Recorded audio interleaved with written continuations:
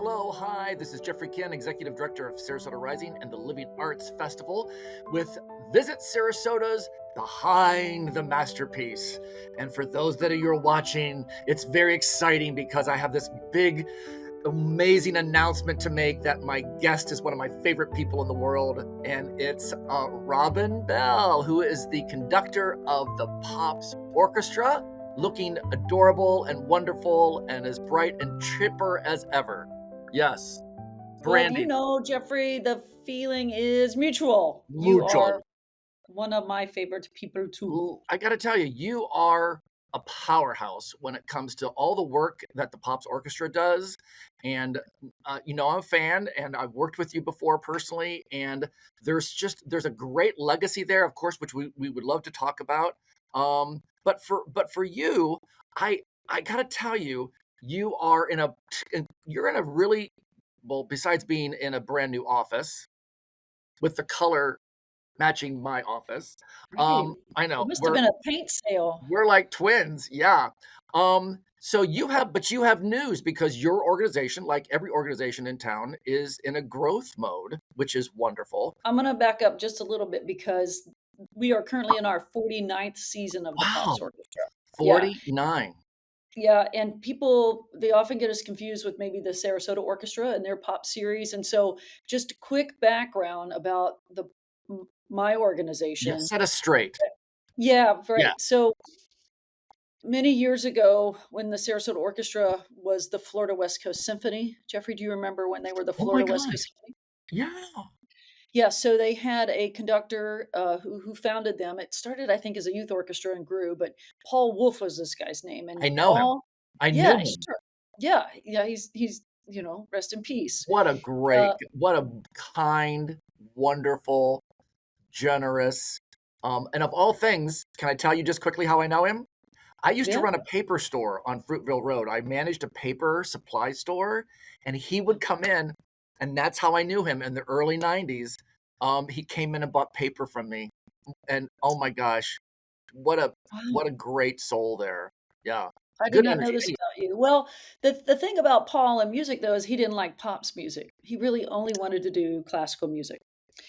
And there was a lady that played oboe in the Florida West Coast Symphony. Her name was Pat Stenberg.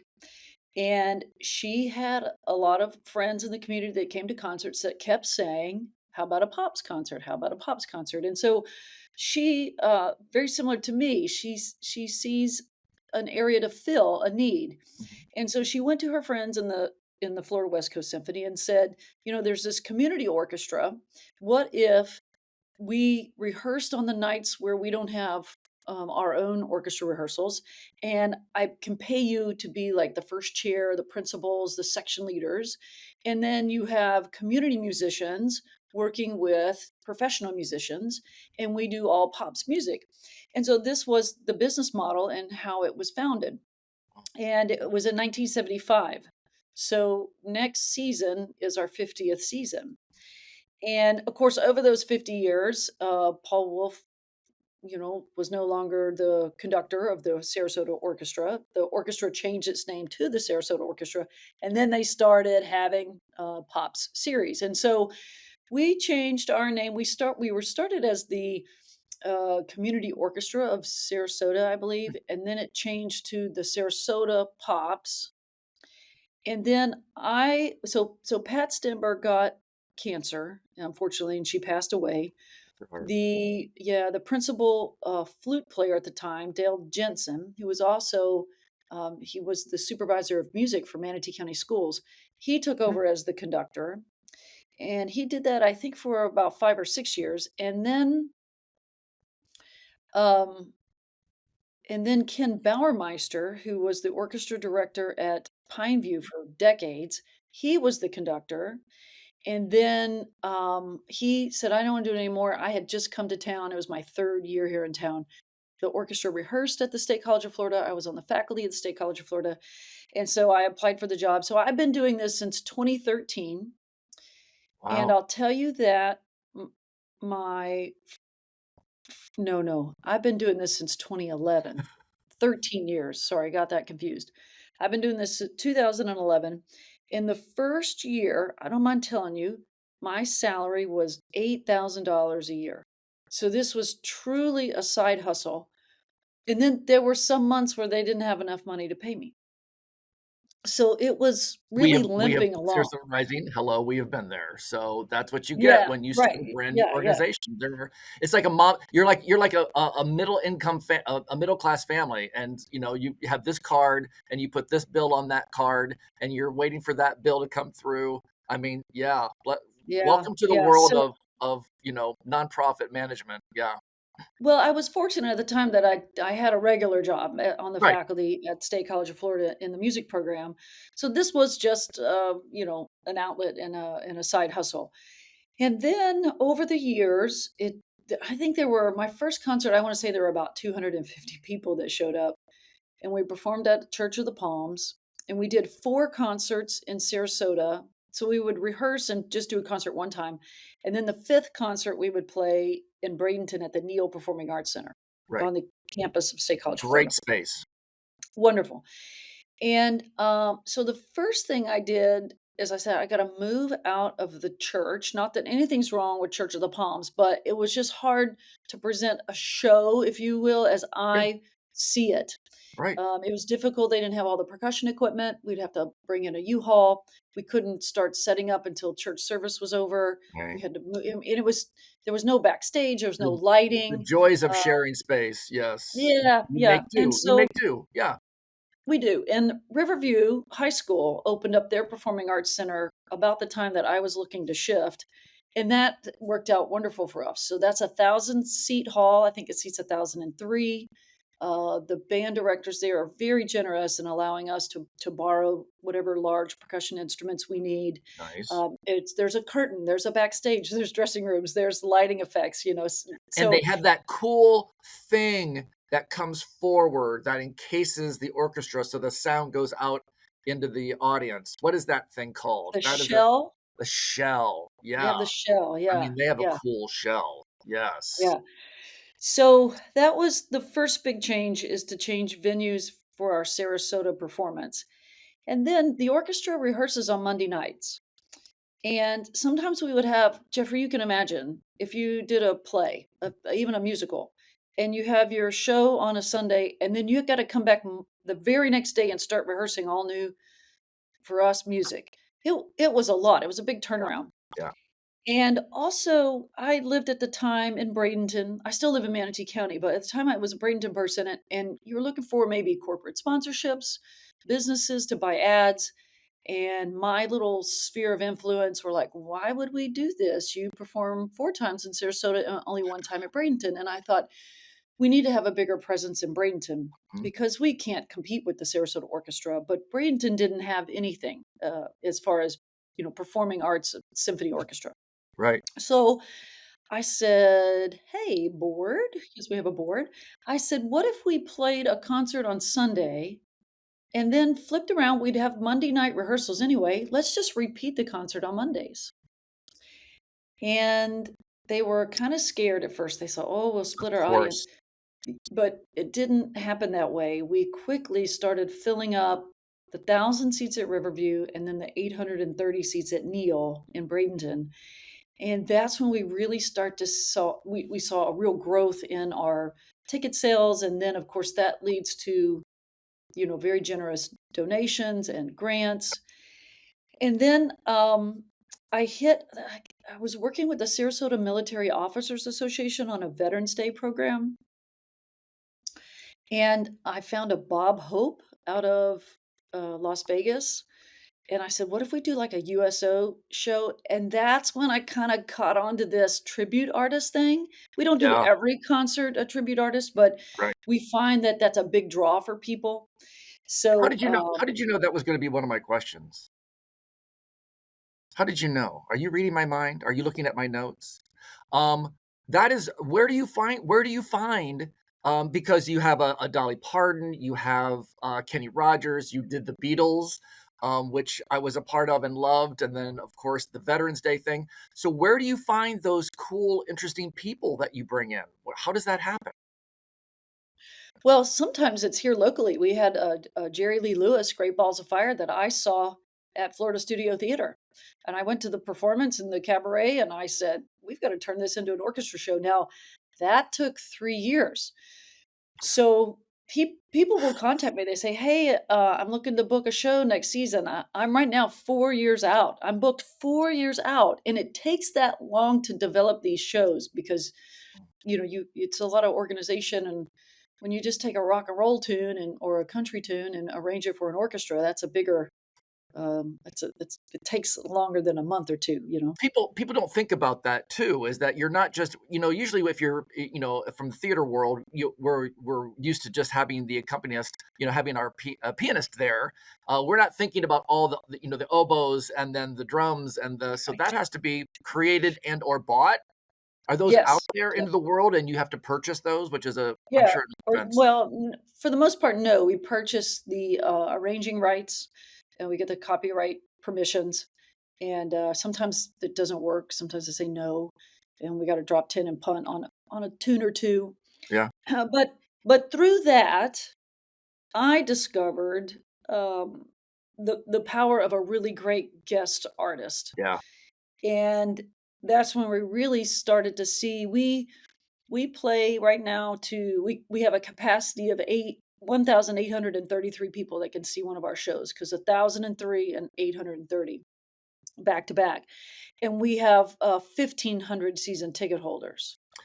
So there's very few tickets, and so what we're doing next year is we're adding a Saturday matinee Smart. in yes, in Bradenton at the Neo Performing Arts Center. So we'll do a Saturday 3 o'clock show.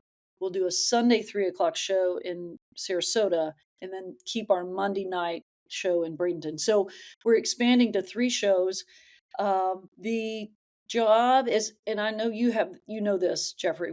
You get a job. It's sort of tiddlywinks, as my mom would say, and then we put a lot of fertilizer into it, and it grows and grows and grows. And so it was about 6 weeks ago, we'd been talking for a while, but about 6 weeks ago, the board said, "Robyn, we can't grow anymore. We can either stay where we are Right. or we can grow, but we can't do it without a full-time person."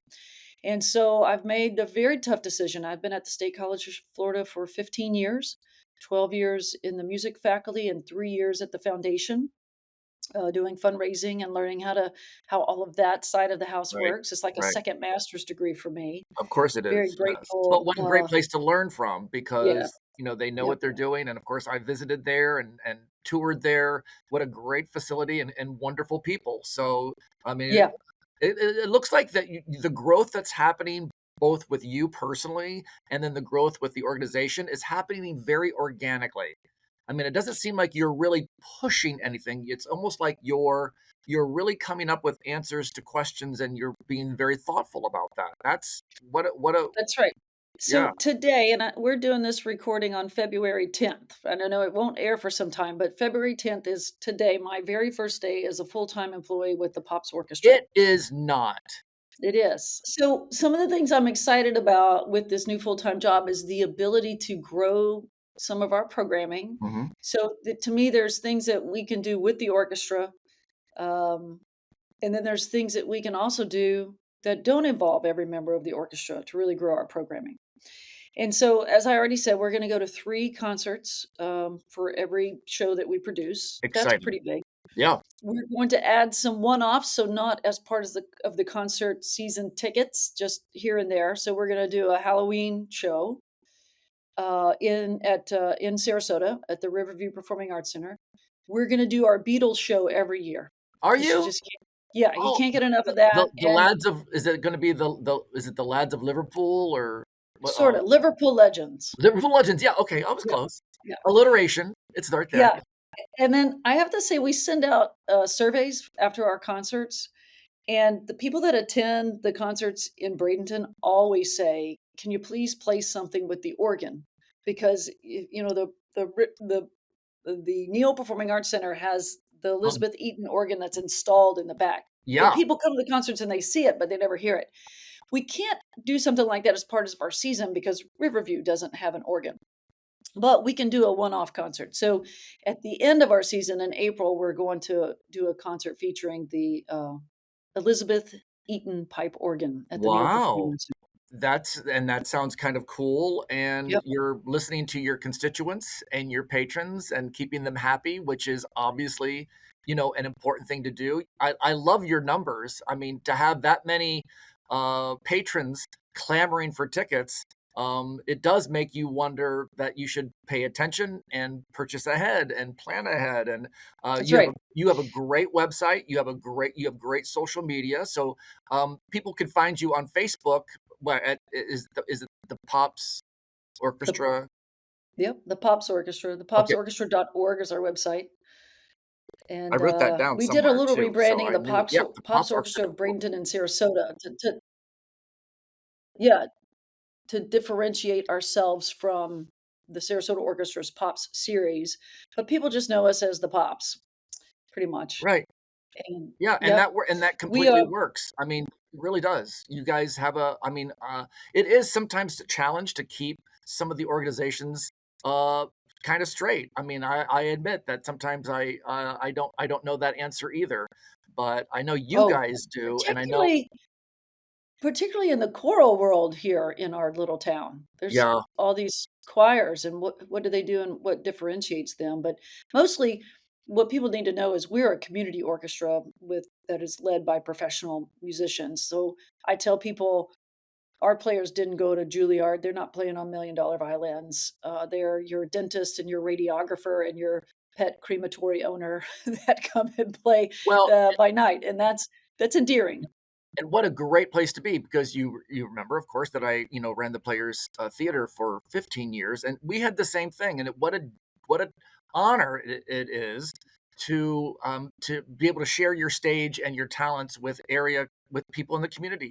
And people move here and are incredibly talented. And so there is something to be said. So I'm going to go back because you said I forget what you had said, and I thought, oh, that's an interesting question. It might have been why Sarasota? Like, how did you end up in Sarasota? Oh, You moved from somewhere probably or I not? did. Are you from I did. here? I was a no, well, I was born in Daytona Beach, Ah, but when I was 1, my family moved to Texas, where my mother's from, so I grew up in Texas. and they took you with them. Yes, they did, they did. Great. That's a great sign. I decided I, would join band in 7th grade when I found out you got in free to football games. I'm a big sports fan, Ah. Were you and, watching the Super that Bowl last night and freaked I out or you did. or you okay, good. I did watch the Super Bowl, and my favorite part was Harry Connick Jr. in the beginning, so I'll say that. You're good. Um, but I ended up being a music major in college. I went, to the Swanee Summer Music Festival as a camper, the summer before my senior year of high school, and there I was recruited by the trumpet teacher and ended up then attending college at the University of Tennessee. And that got me in that kind of eat back east side of the world. So I got a degree in I have a bachelor of science in music education. I laugh because it's a BS in music education, isn't Yeah, it? right. Then I have a master's of music in conducting, Okay. and then I got a high school band job, and I was a high school band director for 9 years. Wow. And I always say that I think my experience of putting together these halftime shows lent really well to putting together a pops concert, sort of beginning to end and thematic. And if you've ever watched a really good high school marching band show, it's 8 minutes of storytelling, and they know how to they have the Right. theatrics and all of that. So and then I was what they call an adjunct professor my last year of teaching high school at a liberal arts college, which was right up Lookout Mountain from where my school was. I taught in North Georgia, and I was doing the jazz band and teaching trumpet lessons up there. And at the end of that year, they said, "Will you come work full time here?" And by this time, I had already started my coursework for my doctorate, and I really wanted to be a college professor. That was my goal. Okay. And so I said yes, because this is what I've always wanted to do. Well, that was 2008. And Oh, some may remember the housing market collapse of 2008. sure. Yep, sure do. Yeah. And this particular liberal arts college I worked for is private, and they had their endowment invested with, I don't know, Bernie Madoff. Oh, I don't know. no. Anyway, they lost Oh $38 million in their my endowment. god. Oh, And there were 11 of us, I remember, that were not tenured yet. We were either visiting instructors or first or second year. And they called us in, each one on one at a time, in that January of 2009, and said, "You won't be working here. We don't have money." And so I started applying for every job under the sun, and I had band and orchestra experience. And what was then Manatee Community College had a job out looking for a band and orchestra director. Usually that's two people, but this was a combo. yeah. And that's the job I ended up getting. So in 2009, that's when I came here. In 2010, I was the conductor of the Sarasota Orchestra's Youth Symphony as my side hustle. And then in 2011 is when I went to work for the Pops. So where did your love of music come from? I mean, My were you mom, my mom was a drummer, high oh, school band and also Texas Women's University. She played with a all-girls stage band there called the Serenaders. They toured with Bob Hope, did some USO tours. no She played with Doc way. Severinsen. She was amazing. And, my dad wouldn't tell you, my mom passed away last year, but my dad wouldn't tell you he's a good musician, but he's a he's a really good singer, and he played guitar. Like, he's got really good pitch. So, I think, you know, You got good I think I genes. got it from both sides of my parents. Yeah, like both I love that. Sometimes having support from your family is so important, especially as a kid. And then I think, don't you also, because I do it all the time, think about the people in my past that helped me get to where I am, and you can almost name them throughout your life of, well, I wouldn't have done this if it not for Mr. Walton, and this was Mr. Cranier, and this was Mr. I mean, it's very interesting how we have these, Sharon Warfel of all people. She was a pain in my butt in high school, but she had a big influence on me because she cared, and she Yeah. would yell at me, because sometimes we need yelled at. But what a blessing it is that you had that support. But then now you can give that support to others, and you probably see potential in others, like Yes, somebody. and it's one of the things I love most about the Pops is that, our youngest member is 15 and our oldest member is 90. And we I saw have I saw that post, which was yeah, so yeah. yeah. What are And what are so their names? Because I remember you make the kid work a lot. What's this? What Wrigley Renzema is, Richard? our 15-year-old, Wrigley, born in Chicago. Yeah, Wrigley's mother is our concert master, so that's a family affair there. perfect. And then Stu Crams in the bass section is our 90-year-old, and he was a orchestra director in Miami, and he retired, and I wanna play my bass. Yeah. And this is what the Pops is about and what makes it so special and different. Yeah, unique. And I mean, so where do you see you when you're 90? I mean, that's 90 is a good long life. It's a good, are you going to be that person in an orchestra playing your trumpet and living it up, or Yeah, I am a trumpet player, yeah, yes. That it hurts my face to play the trumpet now. it hurts my face when you play the trumpet too. So I'm kidding. No, that's So, true. I think I'm a really good like my mom, I'm a good drummer. So if I'm 90 and not conducting, I think I might be back there in the percussion section banging on the timpani or something. Nice. So I'm sure you've seen that meme of that guy playing the song and he's beating that drum and then that mallet just disappears and smacks that woman right in the head. Just a bass Have drum. you Yes, I've have seen you that. seen that? That is that is terrible and priceless all at the same time. And the woman just walks off. I'm so sorry. I should not divest and digress, but I mean that there is some comedy there.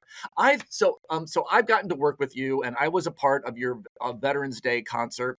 You were What excellent. Oh, I had such a blast, and I kind of felt like what an honor it is to do events like that, especially when you're honoring veterans and people who have really, given their time and their and livelihood to keeping our freedoms and things free. Have you done Veterans Day concerts, all along? Is that important to you? Because I kind of feel like it must Yes. be. Okay. Yeah, my dad is a veteran. He flew helicopters in the Army in Vietnam. Wow. And, even when I taught high school, he came because we would do an assembly, a veterans assembly, our OTC program would put together, and he was the guest speaker for the entire high school, where I was on the faculty. Wow. And, you had the band, play some patriotic tunes, and my dad was the guest speaker. It was so cool. Um, So the Pops, that's traditionally, that's the first concert every year is the Veterans Day concert. There's got to be inspiration somewhere. Where do you find your inspiration to produce these shows and events? I mean, it takes, I know, a lot of work, and you make it look really easy. But where does Yeah, your inspiration come from? I think it comes from all over. As I said, a good example is the when I go to Florida Studio Theater to see a show, and I'll go, "Oh, that would make a great orchestra show." And if I, Ding. yeah, and if I get in touch with those people and we start hashing it out, and how does the calendar align? What tunes would you want to do? So sometimes it's me. I went and saw in Tampa Winona Judd and Brandy Carlisle perform, and I was sitting there. Everybody else is enjoying the music, and I'm going, "This might make a really good orchestra show because it's country string band, right?" Right, right. I could really do a lot with a Judd's type show. Sometimes it's other people. I had a neighbor who said, "What about a gospel show?" And that's when I did the Spirit of America, and we did spirituals with a quartet from West Coast Black Theater Troupe, and we did a bunch of Moses Hogan arrangements, and then we just arranged them for the orchestra. And so that's how that came about. Wow. Sometimes people reach out to me, or I'll see something on social media. There was a lady, or I saw something about Olivia Newton-John, and I go, that might be a fun Oh, show. And I found this lady in Las Vegas that is Olivia Newton-John. So wow. we're working on that Yeah. show right now. We have a show next March, an Elton John, that came to me from Jim Miner, who runs the Riverview Performing Arts Center. He goes, I showed up for rehearsal. He goes, last night they had an Elton John. He was great. His drummer was actually a drummer for Elton John. You should get him. And that was 3 years ago. And we're finally making that happen this coming year. So it comes from all Wow. over. And supporting our cultural coast, and then helping us all kind of work together and think together and talk together and play well together. It's so community building. It just makes us, I think it just makes us friendlier. And I hate to say it, but don't you want to visit a friendly town with a friendly art scene where you can enjoy people and enjoy the food and enjoy the restaurants and enjoy the view? But then you can have great art whenever you want it, whether it's visual or fine or choral That's right. artists. I mean, we really are so blessed. And we're actually, this is a perfect segue. We're blessed to have you on our podcast today. So thank you so much, Robyn, for your time, your treasure, your talent. What other? Lots of other great teas. You're all those great teas and more. So thank Yeah. you so much Yeah. for your And time. please, yeah. And if you don't have your tickets yet to our upcoming Love It Like a Local show, this particular performance is featuring all local performers. And You you'll like want to alliteration, don't you? Live it, love it like a local. this. I love Hey, it. I stole that from Bradenton, the Bradenton Area Convention and Visitors Bureau. That's their little site. And You I did told them not I'm stealing steal it. You borrowed it, it. and then you can give it back. Thanks again, Robyn. I'll talk to you again for another half hour anytime you want. You're incredible. Thanks for the dedication. Thank you for the work that you do. Make sure everyone visits your social media or your website for thepopsorchestra.org. Thank you for your time. I appreciate you. Thank you so much for watching. Thank you so much for listening. This has been Jeffery Kin as a part of Visit Sarasota's Behind the Masterpiece.